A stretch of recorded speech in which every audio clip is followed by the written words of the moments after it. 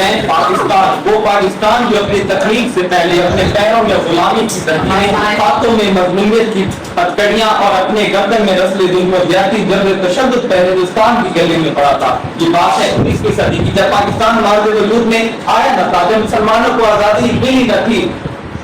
ہر طرف ظلم و جبر و تشدد کا سما تھا، کہیں بچے اٹھائے ہوئے جنازے وہاں، ارے یہ مسلمان ہے اسے قدر کر ڈالو، یہ رواج عام تھا، گردن دکھینا یہی تو نظام تھا،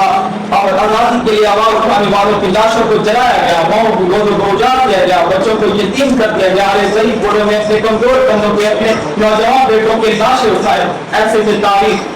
جناب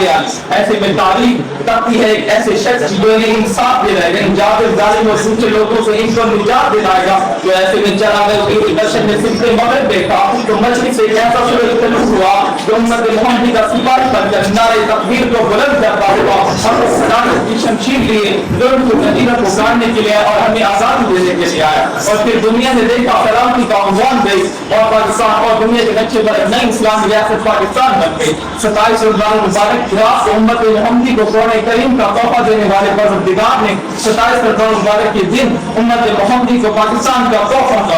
دیا ہوا۔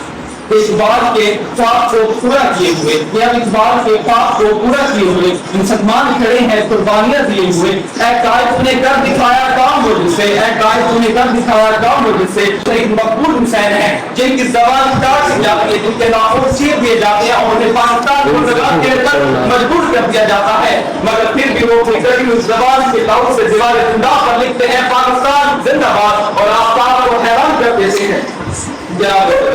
جب ہم نے اپنی تحریر کو سامنے رکھا تو ہم بلندیوں کو سننے لگے، جب اپنے سنسار کو اونچا رکھا تو ہم کیسر دوسرے کے ایمانوں کو اپنی ایمانی دور سے درزانے والے ہیں، ہم فتح مکہ کے موقع پر نئے مدعا سنانے والے ہیں، جنگ مکہ کے موقع پر سیف اللہ کا خطاب پانے والے ہیں، ہم سومنات کے دکھوں کو اپنے پیروں سے روڑنے والے ہیں،